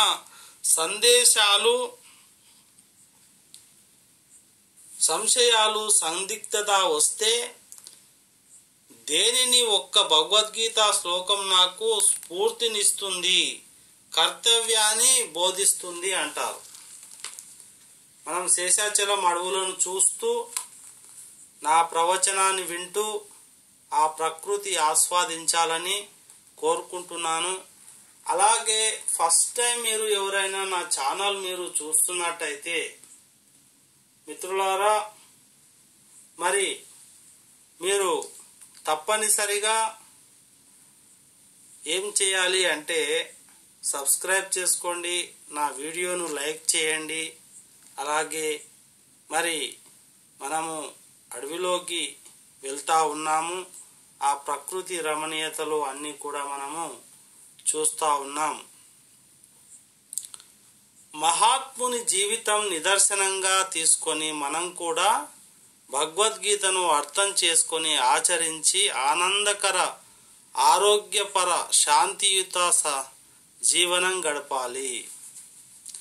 అంతే, మనము శాంతి, భారతదేశము శాంతి భద్రతలకు నిలువెత్తు నిదర్శనం. ఏ దేశం తీసుకోండి మీరు ప్రపంచంలో, వాని జేబులో గన్ను, జేబు నిండా రూపాల కట్టలు ఉంటాయి. అదే మన ఇండియాకు వస్తే ఏ గల్లీలో చూడండి అన్నదాన కార్యక్రమాలు ఉంటాయి. ప్రతి మనిషిని గౌరవించే పగోడైనా పట్టెడన్నం పెట్టే మనుషులు కనిపిస్తారు. ఎంత గొప్ప అసలు మనిషి అనేవాడు ఉంటే భారత్లారే చిన్న ఏదో అయి పుట్టిన చాలు మనకు నౌకరు కాకుండా కాలి మనిషి అయి పుడితే ఎంత బాగుంటుందని పక్క దేశాలు, ఎన్నో దేశాలు, 200 దేశాలు మన దేశం పైన ఆధారపడి జీవిస్తున్నాయి. ఎటు చూసిన సెలయేరు, గంగా, హిమాని నదాల నుంచి వచ్చే కృష్ణానది, గంగోత్రి, యమునోత్రి, గోదావరి, మరి నదుల చేత కొన్ని కోట్ల మన ముఖ్యమంత్రి కేసీఆర్ మరి గోదావరి జలాల చేత 1 కోటి ఎకరాలకు మాగాణికి నీరు అందించాడు. పండుతూనే ఉంది. ఇప్పుడు మన తెలంగాణ బంగారు తెలంగాణ చేశారు. తర్వాత ఇప్పుడున్న ముఖ్యమంత్రి గౌరవనీయులు రేవంత్ రెడ్డి గారు కూడా ఉచిత బస్సు ప్రయాణము మనకు కల్పించారు. తిరగండి లేడీస్, మంచిగా తెలంగాణ మొత్తం తిరిగి చూడండి. అచ్చంపేట వండి మన కొండ ప్రాంతాలు, గిరి ప్రాంతాలు మంచిగా హ్యాపీగా చూడండి. అక్కడ భగవద్ దర్శనం కలుగుతుంది. మంచిగా మీ ఆత్మ జీవితం ఆదర్శంగా తీసుకొని మనం కూడా భగవద్గీతను అర్థం చేసుకుంటాం. మనము ఎప్పుడు బావిలో కప్పలాక బెకబెక అనుకుంటా ఉంటే మనకు తెలియదు. వెళ్ళాలి, అక్కడ చూడండి నీళ్లు ఏ విధంగా పారుతున్నాయి, సెలయేర్లు. ఇవి స్వచ్ఛమైనటువంటి జలం. ఈ జలాన్ని తాగడం వల్ల ప్రతి మనిషి ఆరోగ్యంగా జీవిస్తాడు. ఈ నీళ్లు డిండికి పోతాయి చక్కగా. ఇప్పుడు డిండి నుంచి మనకు హైదరాబాద్కి అయితే వెళ్ళిపోతాయి. తాగే నీరు ఇది. మనము ఈ యొక్క శేషాచలం నుంచి వచ్చే అడవులు, గోదావరి నీళ్ళు మనకు ఆ డిండి ప్రదేశంలో చాలా, మన హైదరాబాద్కి అయితే ఈ నీళ్ళే తాగుతాం కాబట్టి ఈ నీళ్ళు అత్యంత శుద్ధమైనటువంటివి మనము చూస్తున్నారు. ఒకవేళ ఈ నీటిని చూడండి, ఆ కొండ ప్రాంతం నుంచి జాలువారే మేఘాల నుంచి వచ్చిన జలపాతం నీళ్ళు మీకు అసలు నాకు ఈ వీడియోలో చూస్తూ ఉంటే ఇక్కడ ఆ నీళ్ళు ఇప్పుడే తాగాలనిపిస్తుంది. కానీ చుట్టూ కంచె వేశారు, గమనించారా? అది జారి పడితే అటే కొట్టుకొని పోతారు. కాబట్టి అటు వెళ్ళే ప్రయత్నం మనము చేయకూడదు.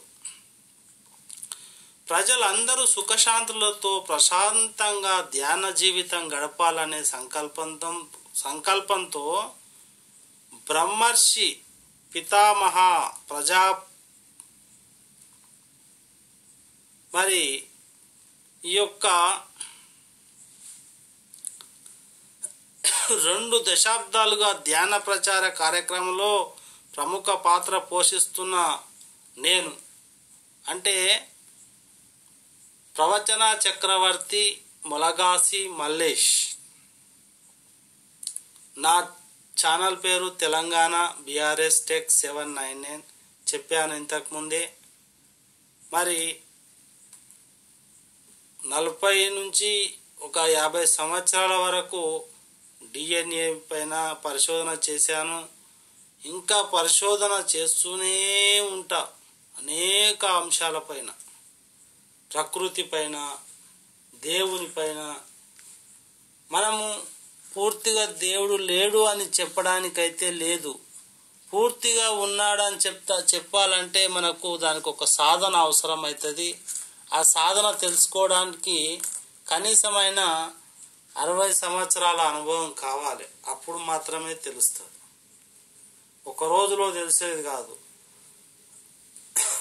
ఎవల్యూషన్ కావాలి.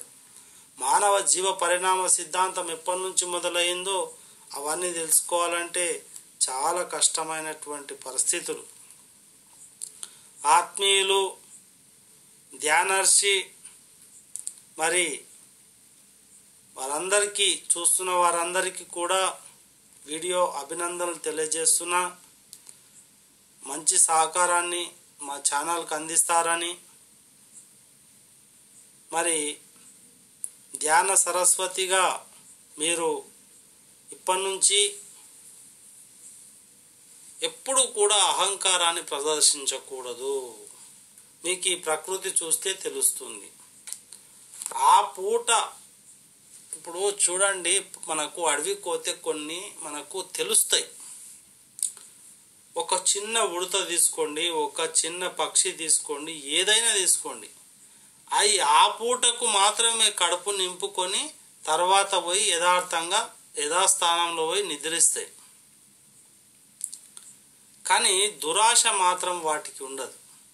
ఒక సింహమైనా సరే దాని కడుపు నిండా తిన్నదంటే దాని పక్కపోటు పోయినా కూడా మనను ఏమీ అనదు. ఆకలేస్తేనే అది వేటాడుతుంది. కానీ మనిషి అట్లా కాదు.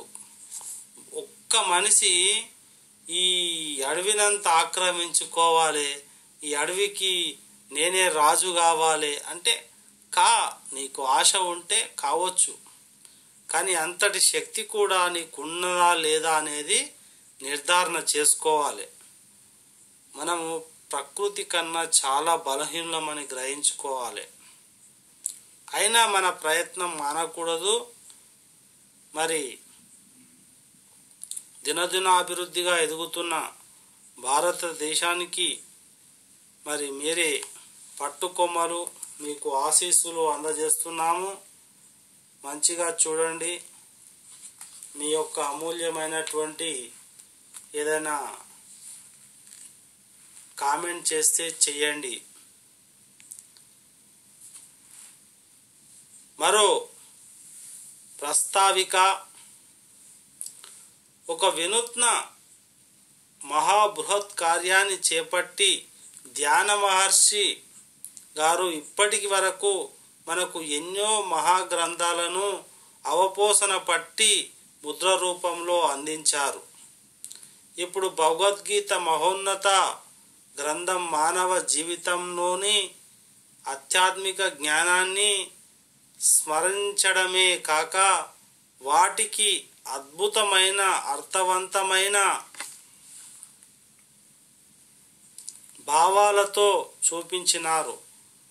మానవ సామాజిక విలువలతో పాటుగా దేశభక్తి, సౌమ్యం, మానవత్వం, గీతను చదివి నీ గీతను మంచి మార్గంలో మార్చుకో అనే సందేశాత్మక స్ఫూర్తికంగా ప్రస్ఫుటంగా మనకు వివరించారు. ఎంతోమంది మహనీయులు శ్రీమద్ భగవద్గీతను అర్థ తాత్పర్యాలతో వివరించారు.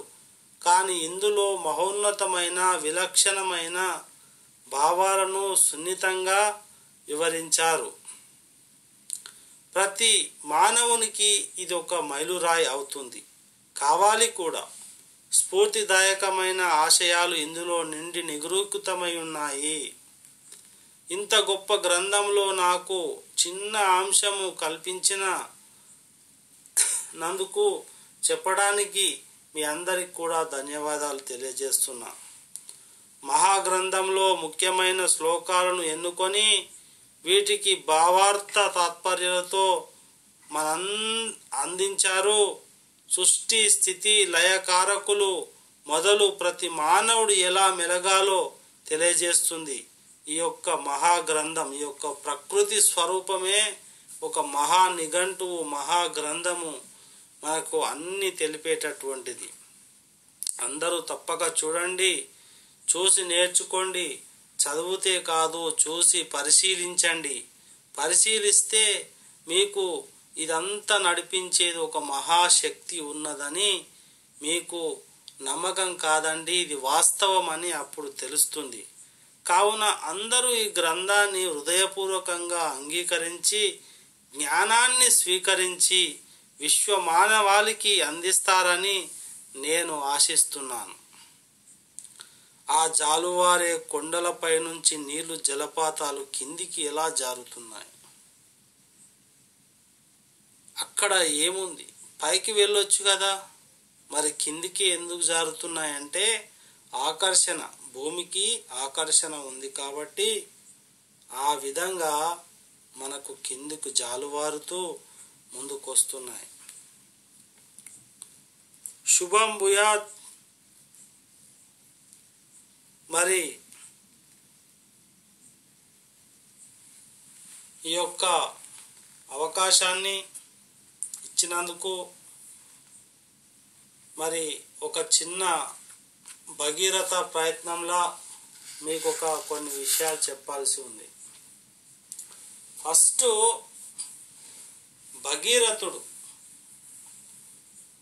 భగీరథ ఏం చేశాడంటే భూమిపైకి నీటిని తీసుకురావడానికి ఆ యొక్క ఘట్టాన్ని చెప్పాలని నాకు అనిపిస్తుంది. ఎందుకంటే ఈ జలపాతం చూస్తే ఆ శంకరుని యొక్క జటాజూటం నుంచి జారువారే జలపాతము అప్పుడు మేము చదువుకునేటప్పుడు ఈ పాఠము తెలుగు పండితులు చెప్పేవారు, భగీరథ అని. అయితే సగర చక్రవర్తి పేరు విని ఉంటారు. ఇక్కడ చూడండి, పచ్చని గడ్డి, వర్చేళ్ళు ఎంత బాగున్నాయో. అయితే సగర చక్రవర్తి సామ్రాజ్యంలో ఆయన తపస్సు చేస్తూ ఉండగా ఏమైందంటే ఒక మహర్షి ఒక శాపం ఇస్తాడు, అంటే ఒక కర్స్. ఆ యొక్క శాపం వలన ఆయన కళ్ళు తెరచగానే చుట్టూ ఉన్నటువంటి మరి సగర కుమారులు 1000 మంది ఉంటారు. వాళ్ళు మొత్తం భస్మం అయిపోతారు. మరి భస్మం అయిపోతే సగరుడు అంటే సముద్రుడు వచ్చి, స్వామి మరి మా యొక్క వంశానికి మా యొక్క పిల్లలకు ఎలాగైనా మోక్షం పొందాలని చెప్పి భగీరథుడు ఇలాంటి పర్వతాల పైన, అంటే కఠిన శిలల పైన ఇట్లా చూస్తూ ఉంటే ఎంత మనకు అద్భుతంగా కనిపిస్తుంది కదా. ఇలాంటి శిలల పైన నిలబడి తపస్సు చేసిండు 1000 సంవత్సరాలు. 1000 సంవత్సరాలు తపస్సు చేసి తర్వాత శివుడు ప్రత్యక్షమై ఒక వరం కోరుకోమన్నాడు. నీ ఇష్టమైన వరం నీకేదైనా కోరుకోమన్నాడు. అంటే స్వామి, నా వంశస్థులు ఇట్లా ఒక మహర్షి శాపాగ్నికి గురి అయిపోయి మరి అందరి భస్మరాసులని పడిపోయాయి.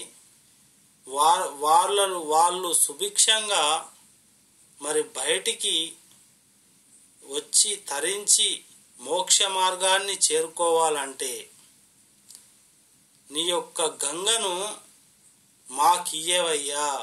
ఒకసారి ఈ జలపాతంతో ఈ భస్మరాసులని కొట్టుకుపోయి సముద్రంలో కలిస్తే అప్పుడు మా యొక్క పాపాలని పోయి పుణ్యాలు వస్తాయి, మా యొక్క వంశము పావనమైపోతుంది. అంటే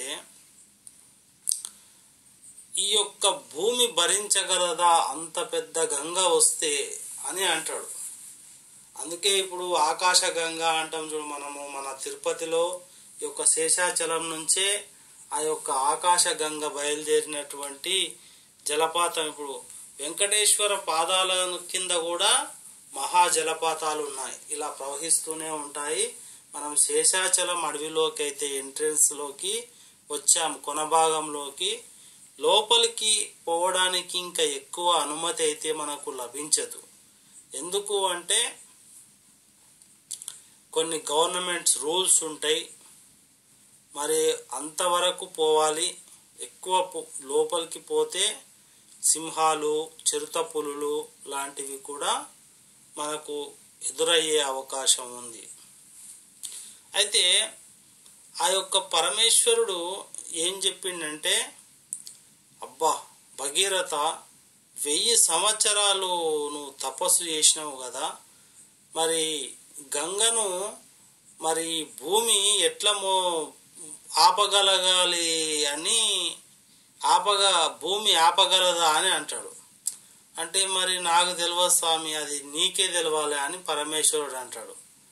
అంటే ఒక్కసారి శివుడు మహోన్నతమైనటువంటి తన విశ్వరూపాన్ని పెద్ద ఆకాశం అంతా ఎత్తు ఎదిగి ఒక పర్వతంలా మారిపోయి అంత గొప్ప మహా విరాట్ స్వరూపంగా మారిపోయినప్పుడు గంగా తన జటాజూటం నుంచి ఆకాశ గంగ ఇక్కడ కనిపిస్తుంది, ఒక కొండపైకి ఇట్లా జాలువారే నది ఒక్కసారిగా వచ్చి ఆ జలపాతం వచ్చేసి ఒక్కసారిగా ఆ సగర కుమారు యొక్క భస్మరాశులను గుద్దేస్తే అవన్నీ లేచిపోతాయి, మొత్తం లేచిపోయి అప్పుడు వాళ్ళు ఆత్మ యొక్క శాంతి కలిగి మరి స్వర్గానికి వెళ్ళి ఆ యొక్క పరమాత్మని యొక్క దర్శించుకోవడం అయితే జరిగింది.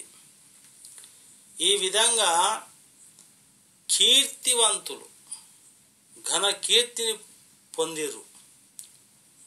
ఈ యొక్క సగర చక్రవర్తి మరి ఇప్పుడు మన తెలంగాణలో కూడా ఒక అసాధ్యాన్ని సుసాధ్యం చేసినటువంటి ఘన కీర్తివంతులు ఉన్నారు, వీరులు ఉన్నారు తెలంగాణలో. అలాంటి వీరుల్లో అపర భగీరథునిగా పేరు పొందింది కల్వకుంట్ల చంద్రశేఖరరావు గారు. ముఖ్యమంత్రిగా 10 సంవత్సరాలు చేశారు. ఆయన ఆరోగ్యం నిండు నూరేళ్లు జీవించాలని తెలుగు రాష్ట్రాన్ని తెచ్చినటువంటి మహా యోధుడు, విప్లవకారుడు, మరి ఎన్నో యుద్ధాలు చేసి పులి నోట్ల తలకాయ పెట్టి మరి కొట్లాడకు ఢిల్లీకి సెగదలిగిచ్చిండు. మరి ఈ చల్లటి నీటిలో సెగలు పుట్టించాడు. ఈ ప్రకృతి రమణీయతను చూస్తుంటే మరి అలాంటి మహాత్ములు, అలాంటి గొప్ప గొప్ప వారి యొక్క మంచి యాదికి వస్తూ ఉంటుంది. అలాగే కాంగ్రెస్ వాళ్ళు కూడా, బీజేపీ వారు కూడా అన్ని పార్టీల వారు శ్రమించారు. అందులో ఎక్కువ కష్టపడ్డది మాత్రం ప్రజలు. అలాగే ప్రజలందరినీ కూడగట్టి ఒక ఏమంటారు, ఒక వంతెన నిర్మించాలంటే, మనం ఒక కాలువ నిర్మించాలంటే ఫస్ట్ ప్లాన్ ఉండాలి. ఇప్పుడు ఈ కాలువ ప్రవహిస్తుంది నది అంటే ఒక ప్లాన్ ఉంది, దానికి ఒక మార్గం ఉంది. మనము ఈ కొండ దగ్గరికి వచ్చేసాం, ఆకాశ గంగ దగ్గరికి. ఇది తిరుపతికి 400 కిలోమీటర్ల దూరంలో ఉంది. వెళ్ళిన వారు చక్కగా దర్శించుకోండి, ఓపికతో చూడండి. మీకు తొందర ఏం లేదు. ట్రైన్లో వెళ్తున్నప్పుడు కానీ, బస్సులో వెళ్తున్నప్పుడు కానీ మీరు ఎప్పుడైనా సరే తొందర పడకుండా హ్యాపీగా ఉన్నప్పుడు, ఒక మంచి అకేషన్లో కాకుండా మనస్సు ప్రశాంతత కోసము ఆ ప్రకృతి రమణీయతను చూడండి. అయితే సగరుడు తృప్తి వందలే ఇంకా అప్పుడు కూడా. అయితే ఏమైందంటే మళ్ళీ ఈ యొక్క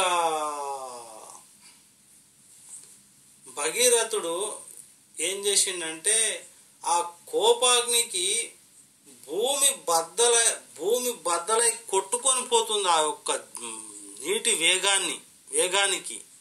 అయ్యయ్యో స్వామి, మరి ఇంత జలపాతాన్ని ఎలా నేను కట్టడి చేయాలి, మేము ఎలా ఆపాలి, ఏం దీని కథ ఎట్లా అంటే మళ్ళీ 1000 సంవత్సరాలు తపస్సు చేశాడు.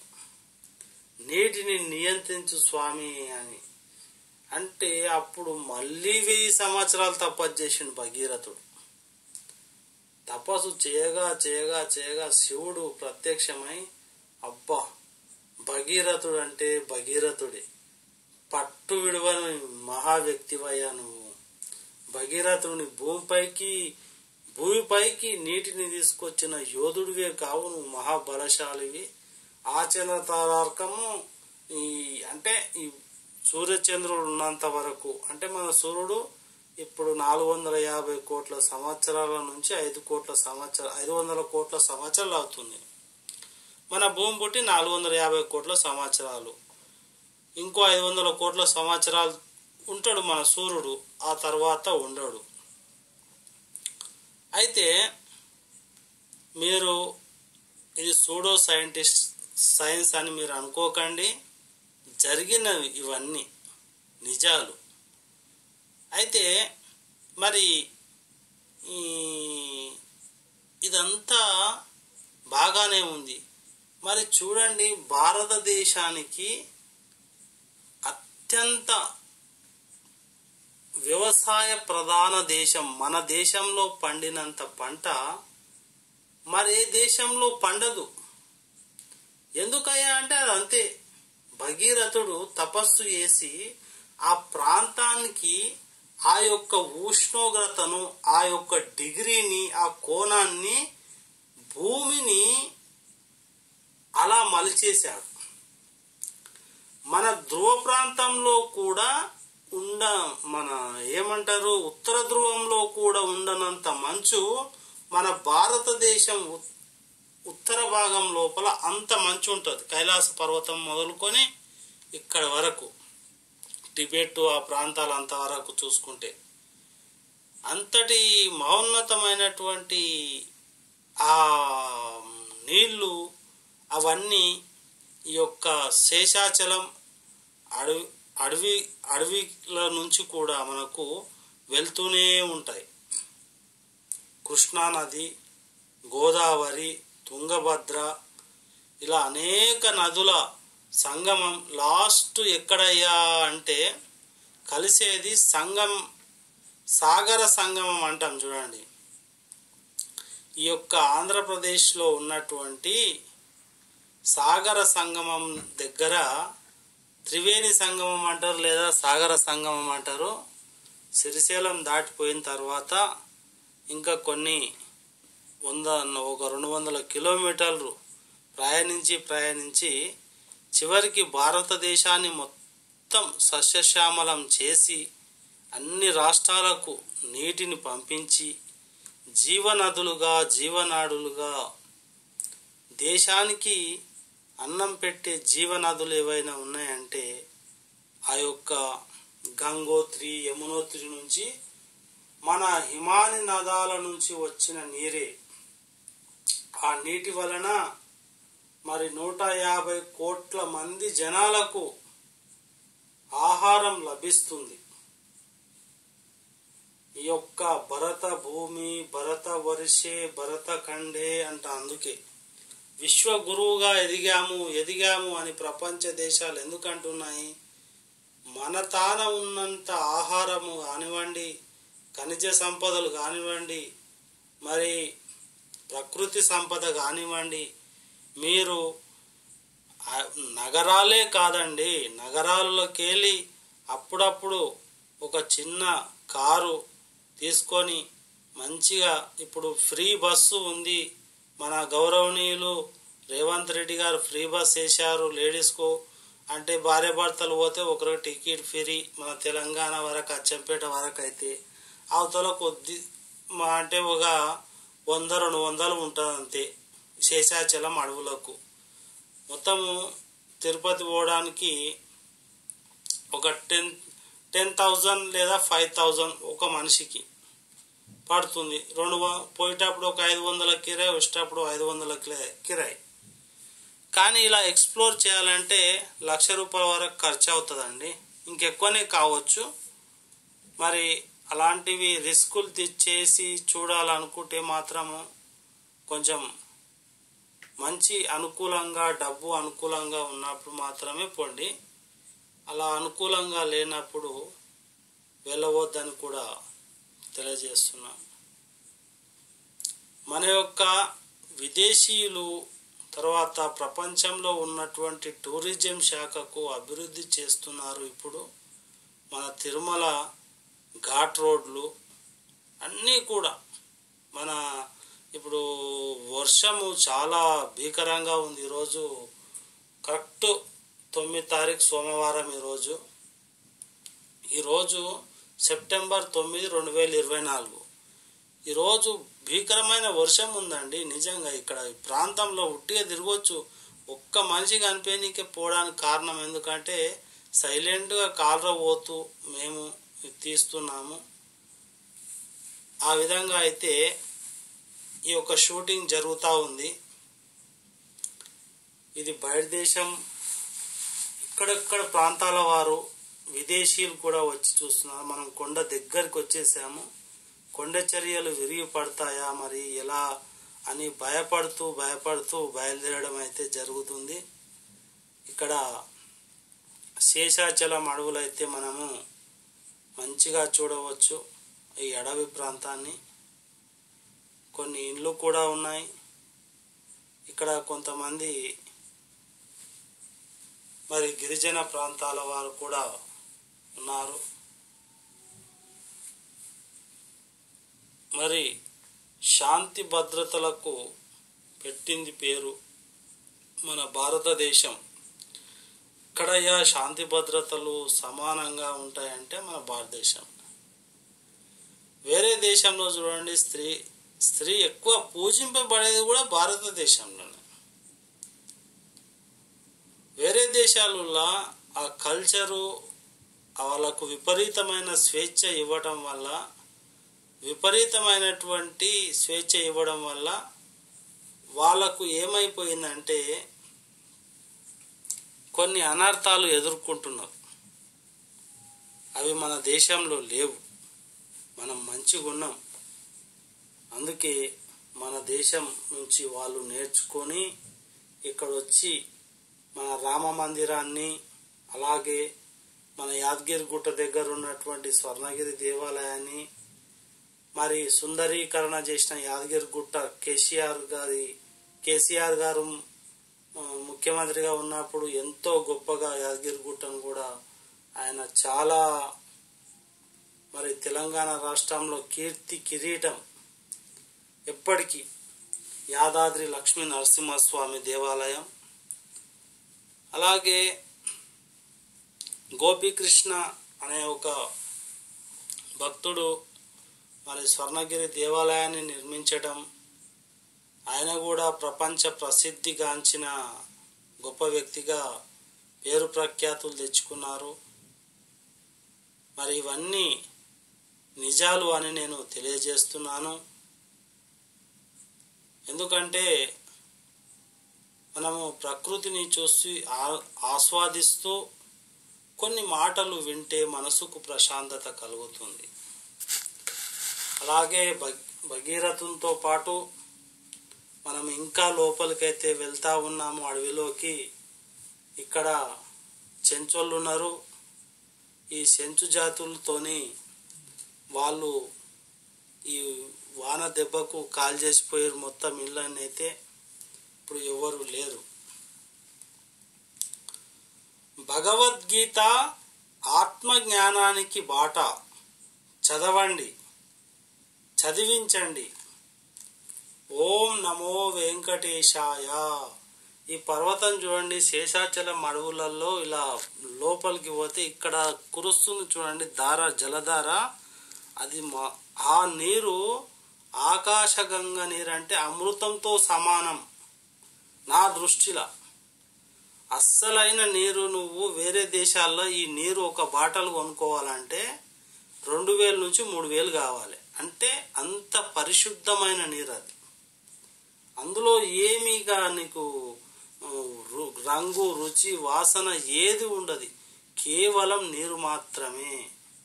ఆ నీరు తాగితే నిండు నూరేళ్ళు జీవించవచ్చు. అంతటి శుద్ధమైన నీరు. భగవద్గీత ఆత్మజ్ఞానానికి బాట. ప్రకృతిలో నివసించటం శరీరంకు ఏనుగంత బలం ఇస్తుంది. ఏనుగు 1000 సంవత్సరాలు జీవిస్తుంది, మనిషి 100 సంవత్సరాలు. ఆన్లో కూడా వందల ఎంతమంది జీవిస్తురండి? 100 సంవత్సరాలు చాలా తక్కువ. మంచి పుణ్యాత్ములు, గొప్ప గొప్ప మహర్షులు ఇట్లా వేదాధ్యయనం చేస్తూ ప్రకృతిని ఆస్వాదిస్తూ ప్రకృతికి వినాశనం చేయకుండా ఉన్నవాళ్ళు మాత్రమే జీవిస్తున్నారు. మీరు చదవండి, చదివించండి. బేటీ పడావో బేటీ బచావో అని మన నరేంద్ర మోదీ గారు అన్నారు. ఆయనకు కూడా సగర్వంగా ధన్యవాదాలు అయితే తెలియజేసుకుంటున్నాం. ప్రకృతి స్వరూపమైనటువంటి మరి బేటీ పడావో బేటీ బచావో అనేది నినాదం కూడా మనకు ప్రకృతిలోకి రాగానే తెలుస్తుంది. మనం పూర్తి లోపలికి వచ్చాము అడవిలోకి. ఇక్కడ చాలా ప్రమాదకరమైనటువంటి పరిస్థితి. మరి అన్ని ఎక్విప్మెంట్స్, భద్రతా చర్యలు అయితే తీసుకోవడం అయితే జరిగింది. తలకు హెల్మెట్, కాళ్ళకు బూట్లు, రెయిన్ కోటు, అలాగే ఒక్క దోమ కూడా కానీ ఈగ కూడా కానీ మమ్మల్ని టచ్ చేసే పరిస్థితి లేదు. ఇక్కడ చలి కూడా మమ్మల్ని ఏమీ చేయలేని పరిస్థితి. మనకు ఎక్కువ చలి వచ్చిందంటే చక్కని హీటర్స్ కూడా ఉన్నాయని తెలియజేసుకుంటున్నాను. ప్రతి మానవుడు ఒక యోగీశ్వరుడు కావాలని, భూమిపై అందరూ దివ్య జీవితం గడపాలని శ్రీకృష్ణ పరమాత్మ ధ్యేయం. ఆయన యొక్క స్వచ్ఛమైన మనసుకు ఆ యొక్క పరమాత్మని యొక్క ఆ వెంకటేశ్వర స్వామి యొక్క ధ్యేయము అలా ఆ విధంగా ఉంది. నేను పండ్లు మాత్రమే ఆహారంగా తీసుకుంటా. విన్నారా? పళ్ళు. కొంతమంది పండ్లు చూస్తే నాకు ఆ పండు ఇష్టం ఉండదండి, నాకు ఈ పండు అయితే బాగుంటుంది, నాకు షుగర్ ఉందండి, నాకు బీపీ ఉందండి అంటారు. పండ్లు తినండి అయ్యా, అసలు షుగర్ బీపీలు రావు మీకు. మంచి ఆహారం. అసలు పళ్ళు తింటే అందులో సుక్రోజ్ అనే పదార్థం ఉంటుంది. ప్యాంక్రియాస్ గ్రంథి. రోజు ఒక చెంచా మెంతులు తినండి. ప్రకృతిలో మస్తు విరివిగా పండుతాయి. మంచి వృక్ష మా జాతులు ఉన్నటువంటి ఇంత మంచి వాతావరణంలో చాలా రకాలైనటువంటి శేషాచలం అడవులలో ఇక్కడ ప్రాంతాలలో మరి అనేకమైనటువంటి పళ్ళ తోటలు వేసి ఈ యొక్క పిచ్చి మొక్కలు తొలగించి పళ్ళ తోటలు వేస్తున్నారు. ఇప్పుడు జలాలు కూడా సమృద్ధిగా ఉన్నాయి, ఇంకా అభివృద్ధి చెందుతుంది. పళ్ళు తీసుకుంటా. ఒక్క పూట పలహారము. ఇప్పటికీ మన పెద్దలు అదే చేస్తారు. ఉదయం పూట పలహారం తింటారు, మధ్యాహ్నం భోజనం నైట్కు చపాతి అన్నం, అంతే.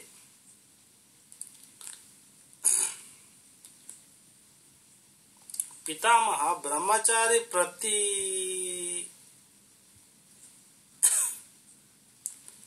తమ సహస్తాలతో పాయసం త్రాగించి దీక్ష విరమింపజేశారు. ఆ సందర్భంగా హైదరాబాద్లోని గాంధీ భవన్ హాలులో పత్రిజీ సందేశం ఇస్తూ మానవ జన్మ పొందిన ప్రతి ఒక్కరూ భగవద్గీత చదివి తీరాలని తెలియజేశారు. వారి సందేశం నా హృదయపూర్వకంగా అభినందనలు తెలియజేస్తున్నాను. ఆ రోజు నుండి ప్రతిరోజు అధ్యాయాలు చెప్పున 9 రోజుల్లో భగవద్గీత 18 అధ్యాయాలు చదివినాను. భగవద్గీతలో ఒక్కో శ్లోకం ఒక్కొక్క శక్తి అని, ఒక్కో గొప్ప జ్ఞాన భండాగారం అని తెలుసుకొని ఈ గొప్ప జ్ఞానశక్తి అందరికీ అందాలనే సంకల్పంతో ఈ భగవద్గీత మీరందరూ చదవాలనే తపనతో కొన్ని ముఖ్యమైన శ్లోకాలు తాత్పర్య సహితంగా మీకు సులువుగా అర్థమయ్యే విధంగా చిన్న చిన్న పుస్తక రూపంలో రూపొందించి మీకు అందజేసి చెప్పాలనే ఉద్దేశంతో. సామాన్యంగా అయితే మీరు వినరు కాబట్టి ఇలా ప్రకృతిని చూయిస్తూ మంచిగా చెప్తే మీరు ఆలకించి వింటారు.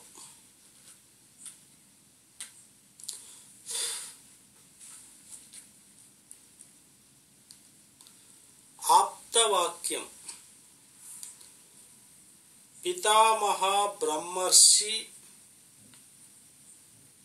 మరి గురించి తెలుసుకుందాం. వేదవ్యాసుల వారి జీవితం మహాభారతం. ఆయన జీవితమే మహాభారతం, మహాకావ్యం ద్వారా మానవ ప్రపంచానికి ఆధ్యాత్మిక అద్దం పట్టారు వేదవ్యాసుల వారు. శైవాత్మల దగ్గర నుండి పరమాత్మ స్థాయి వరకు అన్ని రకాల ఆత్మస్థాయి జీవితాలకు అర్థం చెప్పారు. వారి వారి మన ప్రవృత్తులు చేసే కర్మలు వారి వారి ఆత్మస్థాయిని బట్టి ఉంటాయి. ఓం నమో వెంకటేశాయ నమః. ఇక్కడ అణువులో శ్రీమన్నారాయణుడు మనకు దర్శనమిస్తున్నాడు.